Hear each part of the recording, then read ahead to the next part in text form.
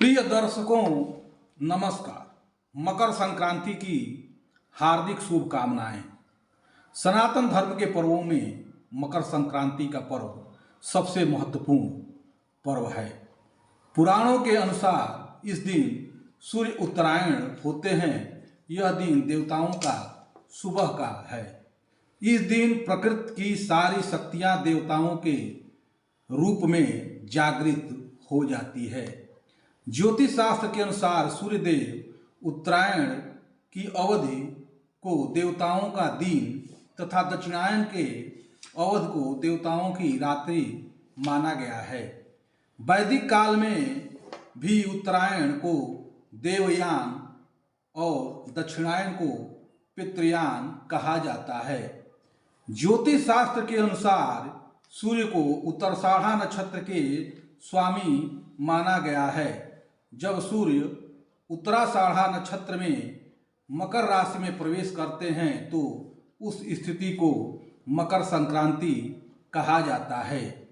15 जनवरी 2024 को सुबह 8:42 पर सूर्य मकर राशि में प्रवेश करेंगे। प्रतिवर्ष सूर्य की राशि परिवर्तन 20 मिनट विलंब से होने के कारण 72 वर्षों में एक दिन का अंतर आ जाता है। 2008 से 15 जनवरी को मकर संक्रांति मनाई जा रही है, जो 15 जनवरी को 2080 तक मनाई जाएगी। उसके बाद 16 जनवरी को मकर संक्रांति मनाई जाएगी। इस दिन पेड़ पौधों का नुकसान निषेध माना गया है। तुलसी आदि पत्र भी नहीं तोड़ा जाता है।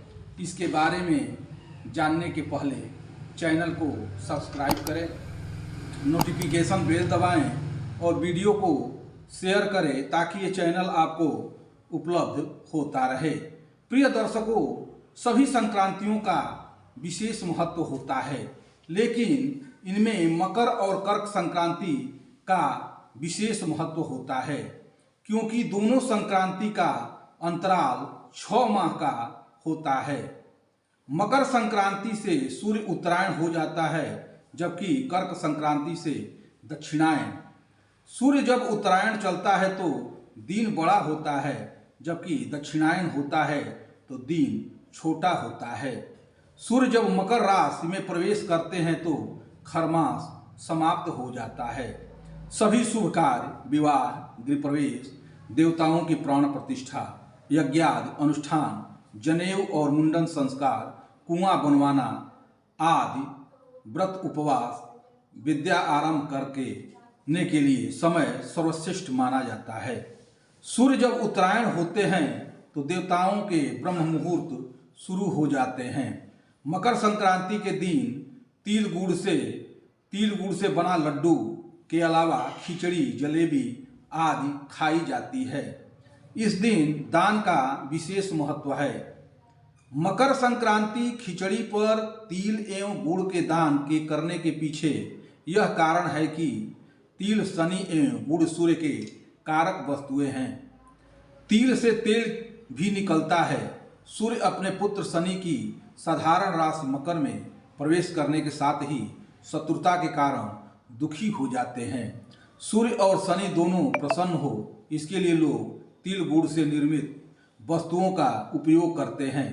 इस दिन सूर्योदय के पूर्व तिल का तेल उबटन लगाकर स्नान करना चाहिए।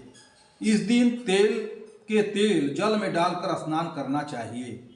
तिल का उबटन लगाना, तिल के हवन करना, तिल डालकर जल पीना, तिल का लड्डू खाना, तिल का दान करना, यह 6 कर्म करने का विधान है।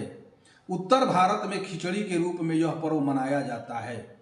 इस दिन प्रयागराज में स्नान करने का विशेष महत्व है। गंगा का अवतरण इसी दिन हुआ था। भगीरथ ने मकर संक्रांति को ही गंगा में अपने पितरों सागर के 60,000 पुत्रों का तर्पण किया।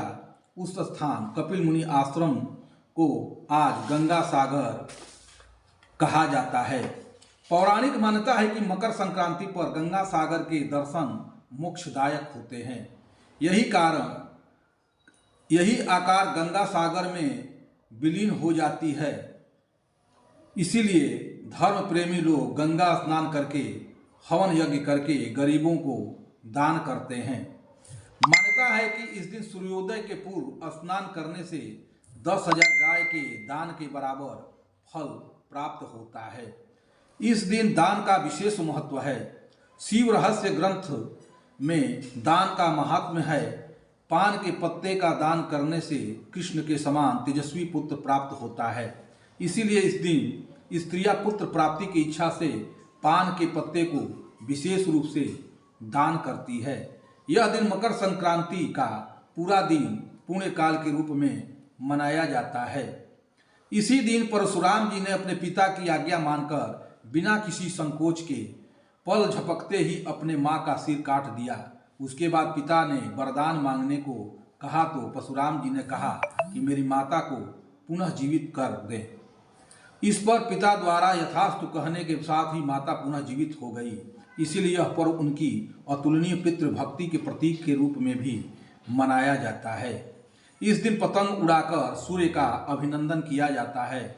भगवान श्री कृष्ण गीता में कहते हैं कि जो लोग उत्तरायण सूर्य 6 माह दिन के प्रकाश शुक्ल पक्ष आदि में प्राण त्यागते हैं वे ब्रह्म को प्राप्त होते हैं। व्यक्ति पुनर्जन्म नहीं होता है। मकर संक्रांति के दिन यज्ञ के दिए गए द्रव्य का ग्रहण करने के लिए देवता स्वयं धरती पर अवतरित होते हैं। पुण्यात्माएं शरीर छोड़कर स्वर्गादि लोक में प्रवेश करती है। सूर्य दक्षिणायन में होने पर पृथ्वी अंधकार में होती है। इस अंधकार में जन्म लेने से पुनः जन्म लेना पड़ता है।